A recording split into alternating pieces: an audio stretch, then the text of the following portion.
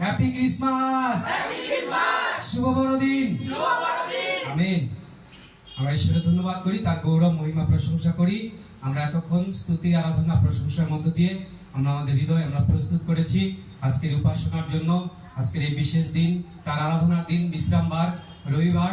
আজকের এই দিনের জন্য আমরা তার গৃহে, তার ভবনে যে আমরা আসতে পেরেছি তার সহভাগিতায়। আর এতক্ষণ আমরা স্তুতি আরাধনা প্রশংসার মধ্য দিয়ে আমরা তার গৌরব মহিমা প্রশংসা করেছি। আমরা ঈশ্বরকে ধন্যবাদ দিই। আমরা আসুন আমরা এই সময় এই বড়দিনের মাসে, ক্রিসমাসে, বড়দিনের মাসে, যে মাস ক্রিসমাস বলে সারা বিশ্ব, সারা পৃথিবী, যে মাসটা এক আলোড়ন সৃষ্টিকারী মাস, এক উৎসবের মাস, অর্থাৎ শুধু উৎসব নয়, এটা সুসমাচারের মাস। প্রভু যিশুর জন্মের বার্তা দেওয়ার মাস। আর সেই যিশুর জন্ম যে বার্তা বহন করে, সেই বার্তা সম্পর্কে আমরা দেখব। বড়দিন আমরা দেখি যে সারা বিশ্ব 25শে ডিসেম্বর সেই বড়দিন উদযাপন করে থাকি আমরা। সারা বিশ্ব, শুধু আমাদের ভারত নয়, সারা বিশ্বে সেই দিনটিকে পালন করা হয়। জন্মদিন হিসাবে সেই দিনটিকে উদযাপন করা হয়। আর চারিদিকে আলো উৎসব আমরা যদি দেখে থাকি, আমাদের এই শিলিগুড়িতে রাস্তাতেও যদি আমরা যাব, যে সারা রাস্তা রোড সেখানে আলোকিত করা হয়েছে। আর আমাদের প্রত্যেকটা চার্চ আলোয় আলোকিত সেজে উঠেছে। সেই বড়দিন, সেই বড়দিন কেন বড়দিন, কি বিষয়, কেন এত আলোড়ন সৃষ্টি হয়? আমরা যার জন্মের জন্য, যার জন্মদিনকে পালন করা হয়, প্রভু যীশু খ্রিস্টের সেই জন্ম, কেন তার জন্ম নিয়ে এত আলোড়ন সৃষ্টি, এত উৎসব, এত আনন্দ, আমরা সেই বিষয় যদি আমরা দেখি, আসুন আমরা দেখি শাস্ত্র থেকে আমরা তার বিষয়ে, সেই প্রভু যীশু খ্রিস্টের বিষয়ে শাস্ত্র থেকে আমরা দেখি। পুরাতন নিয়ম এবং নতুন নিয়ম, বাইবেলে দুটি খণ্ড, বিশেষ করে সেই পুরাতন নিয়ম এবং নতুন নিয়ম। পুরাতন নিয়ম হচ্ছে সেই যিশুকে ইঙ্গিত করা হয়েছে, যিশু যে আসতে চলেছে, তার উদ্ধারের বার্তা, মুক্তির বার্তা, সেই পুরাতন নিয়মে সেখানে ইন্ডিকেট করে, সেখানে দেখানো হয়েছে। অর্থাৎ পুরাতন নিয়ম হচ্ছে ছায়া, আর নতুন নিয়ম হচ্ছে কায়া। নতুন নিয়মে তা পূর্ণতা হয়েছে। আমরা দেখব যিশুর জন্মের বিষয়ে, পার্টিকুলার যিশুর জন্মের বিষয়ে দেখব। আমি গ্রুপে দিয়ে দিয়েছি বাইবেল পথ, কয়েকটি পয়েন্ট আমি দেখব। সেই পুরাতন নিয়মের যেখানে যেখানে যিশুর জন্মের বিষয়ে ভবিষ্যবাণী করা হয়েছিল, যিশুর জন্মের বিষয়ে ভবিষ্যবাণী করা হয়েছিল যে যিশু আসতে চলেছে, একজন আসতে চলেছে উদ্ধারকর্তা, মুক্তিদাতা, তিনি জন্ম নেবেন, সেই বিষয়ে ভবিষ্যবাণী করা ছিল। আর আমরা গ্রুপ, হোয়াটসঅ্যাপ গ্রুপ আমরা খুলি, যদি সেখানে আমরা দেখতে পাবো, কেননা এখন লিখতে গেলে বা বাইবেল খুলতে গেলে টাইম লাগবে, আমাকে 10 মিনিটের মধ্যে আমাকে বলতে হবে। সেজন্য যদি দেখি যে কুমারীর গর্ভের জন্ম বিষয়ে, সে পুরাতন নিয়মে যিশায় তার 7 অধ্যায় 14 পদে সেখানে লেখা আছে। যিশায় তার 7 অধ্যায় 14 পদ, সেখানে লেখা আছে যে কুমারীর গর্ভের জন্ম, কুমারী, সেই কুমারীর গর্ভের জন্মের বিষয়ে সেখানে ভবিষ্যবাণী করা ছিল, যিশায় তার 7 অধ্যায় 14 পদ। আর যদি এই বিষয়ে আমরা দেখি যে এটা নিখুঁত ভাবে, একদম খুব সুন্দরভাবে, নিখুঁত ভাবে এটা পূর্ণতা হয়েছে নতুন নিয়মে। আমরা দেখতে পাবো যে যে বিষয় ভবিষ্যবাণী করা হয়েছিল, কুমারীর গর্ভে সেই যিশু খ্রিস্টের জন্ম হবে কুমারীর গর্ভে, সেটা যিশায় পুরাতন নিয়ম যিশায় 7 অধ্যায় 14 পদ সেখানে ভবিষ্যবাণী করা হচ্ছে। আর সেটা নতুন নিয়মে যদি আমরা পূর্ণতা দেখি যে সেই ভবিষ্যবাণী পূর্ণ হয়েছে নতুন নিয়মে। মথি লিখিত সুসমাচার তার 1 অধ্যায় 22 পদ এবং 23 পদ, মথি লিখিত সুসমাচার তার 1 অধ্যায় 22 পদ 23 পদ, সেখানে সেই বিষয় যদি আমরা দেখি যে সেখানে এখানে লেখা আছে যে দেখো, সেই কুমারী গর্ভবতী হইবে ও পুত্র প্রসব করিবে, তাহার নাম ইম্মানুয়েল রাখা যাইবে। সেটা মথি 1 অধ্যায় 22 পদ 23 পদ আমরা দেখি।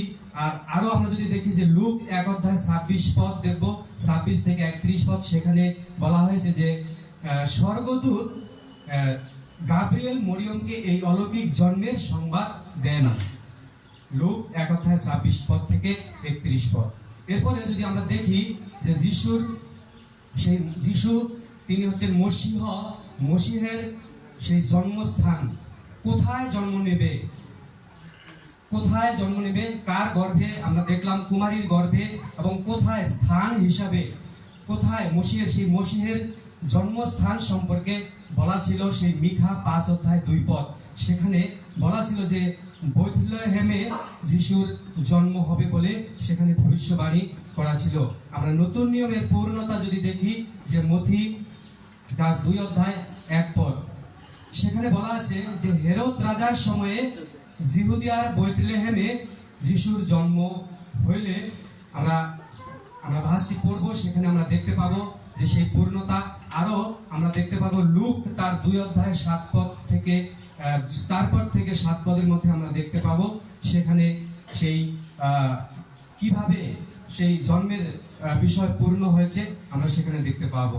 এবং আমরা যদি দেখি যে যিশুর জন্ম কোন বংশে, বংশগত দিক থেকে কার বংশে, কোন বংশে তার জন্ম হবে সেটাও ভবিষ্যবাণী করা ছিল। আব্রাহাম তথা দাউদের বংশে তিনি আসবেন বলে ভবিষ্যবাণী করা ছিল। আব্রাহামের বংশে ও দাউদের বংশে বংশধারা হিসাবে ভবিষ্যবাণী করা ছিল। আদি পুস্তক 22:18 যদি আমরা পড়ি সেখানে আমরা দেখতে পাবো সেখানে সেই বিষয়ে ভবিষ্যবাণী করা আছে। আদি পুস্তক তার 22:18 এবং দ্বিতীয় শমূয়েল তার 7:12 থেকে 13 সেখানে সেই বিষয়ে ভবিষ্যবাণী করা আছে। এবং যদি এটার পূর্ণতা আমরা দেখি যে দাউদের বংশে যে তিনি আসবেন সেই বিষয়ে নতুন নিয়মে আমরা পূর্ণতা হিসেবে আমরা দেখতে পাবো। আমরা লুক তার 1:32 সেখানে বংশ তালিকা দেওয়া আছে। আর সেই বংশ তালিকা আমরা যদি পড়ে আসি আমরা দেখতে পাবো সেটা সেই যিশুর জন্ম সেই দাউদের বংশে সেই যিশুর জন্ম হয়। এবং আমরা আরো দেখতে পাবো আমরা রোমিও তার 1:3 সেখানেও আমরা দেখতে পাবো যে দাউদের বংশে উৎপন্ন হয়েছেন বলে সেখানে লেখা রয়েছে। আমরা দেখতে পাবো সেই পূর্ণতার বিষয়ে। এবং যদি আমরা আরো দেখি যে একটি তারা কথা বলা হয়েছে, যে একটি তারা এবং রাজাদের আগমন এবং পণ্ডিতদের উপহারের বিষয়ে সেখানে ভবিষ্যৎবাণী করা ছিল। আমরা গণনা পুস্তক, পুরাতন নিয়মে গণনা পুস্তক যদি আমরা দেখি 24:17 এবং গীত সংগীতা তার 72 10 এবং 11 যদি আমরা দেখি সেখানে তারার বিষয়, তারা এবং রাজাদের আগমন এবং পণ্ডিতদের যে উপহার সেই বিষয়ে ভবিষ্যৎবাণী করা আছে। আর সেটার পূর্ণতাও আমরা দেখতে পাই। আমরা নতুন নিয়মে মথি তার 2:2 সেখানে সেই বিষয়ে পূর্ণতা আছে, সেই বিষয়ে পূর্ণ হয়েছে, যে কথা লেখা ছিল সেই বিষয় আমরা দেখতে পাই। এবং তাছাড়া আরেকটি বিষয় আমরা দেখব, সেটা হচ্ছে যে ঈশ্বর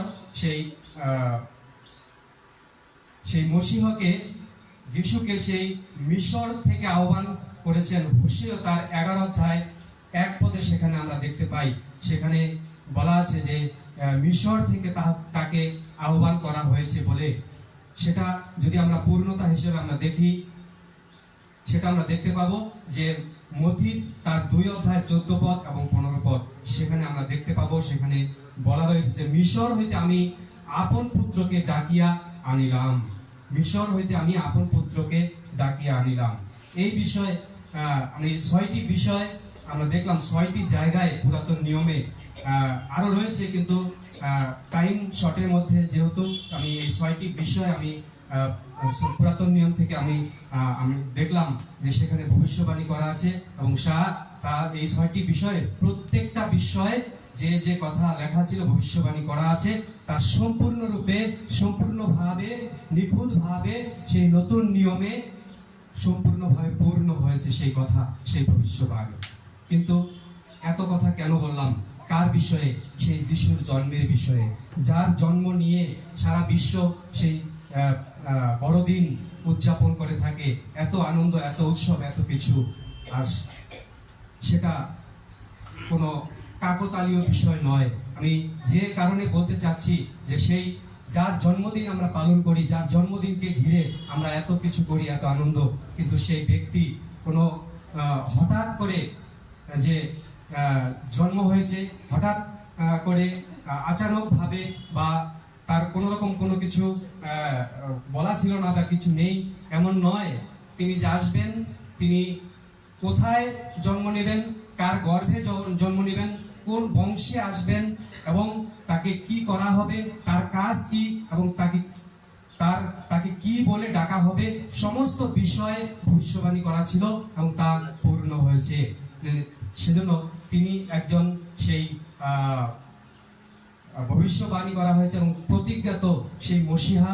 তার জন্মদিন আমরা পালন করে থাকি। তার জন্মদিন হচ্ছে সারা বিশ্ব পালন করে থাকে। সেজন্য আমরা যে জন্মদিন পালন করি, সেই উৎসবটা শুধুমাত্র একটা উৎসব নয়, এটা হচ্ছে একটা সুসমাচার। তিনি হচ্ছেন মসিহা অর্থাৎ উদ্ধারকর্তা।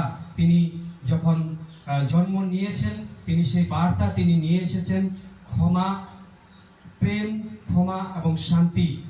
সেই বার্তা তার জন্মের মাধ্যমে সেই বার্তা সকল মানব জাতির কাছে পৌঁছে থাকে। এবং কেন সেই প্রেম, শান্তি এবং ক্ষমা, কেননা তিনি সেই কাজটা করেছেন। তিনি শুধু জন্ম নিয়েছেন আর তার জন্মদিন আমরা পালন করে থাকি এমন নয়, তিনি সেই উদ্ধার, মুক্তি, পরিত্রাণের কার্য তিনি সাধন করেছেন ক্রুশের উপরে। সে তার রক্ত দিয়ে, তার জীবন দিয়ে, তার প্রাণ দিয়ে তিনি সেই কার্য সাধন করেছেন।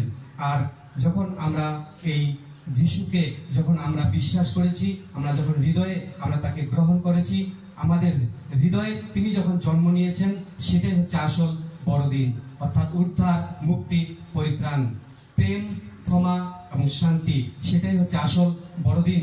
শুধুমাত্র আলো, কেক আর শুধুমাত্র একটা উৎসবই বিষয় নয়। এটা হচ্ছে সেই ক্রিসমাস অর্থাৎ বড়দিনের মাস, অর্থাৎ সুসমাচারের মাস।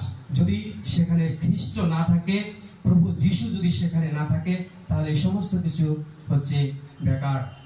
আমরা শুধু একটা আর পাঁচটা শুধু উৎসবের মতোই শুধু আমরা উৎসব পালন করব না, আমরা সেই সুসমাচার, আমরা সেই বার্তা যেন আমরা দিতে পারি এবং হৃদয়ে আরেকটি বার নতুন ভাবে তাকে যেন আমরা বরণ করতে পারি এবং তিনি আমাদের সকলের হৃদয়ে তিনি যেন জন্ম নিতে পারেন। Thank you. ঈশ্বর তার আপন বাক্যে আমাদের প্রত্যেককে আশীর্বাদ করুন। আসুন প্রার্থনায় আসি। পবিত্র মহান পিতা, প্রভু তোমার মহানামের ধন্যবাদ, তোমার গৌরব, তোমার প্রশংসা করি প্রভু গো। প্রভু, তুমি সেই কুমারীর গর্ভে তুমি জন্ম নিয়েছিলে এবং সেই দাউদের বংশে, সেই আব্রাহামের বংশে প্রভু তুমি জন্ম নিয়েছিলে। প্রভু গো, সমস্ত বিষয় প্রভু তোমার বিষয়ে ভবিষ্যবাণী করা ছিল।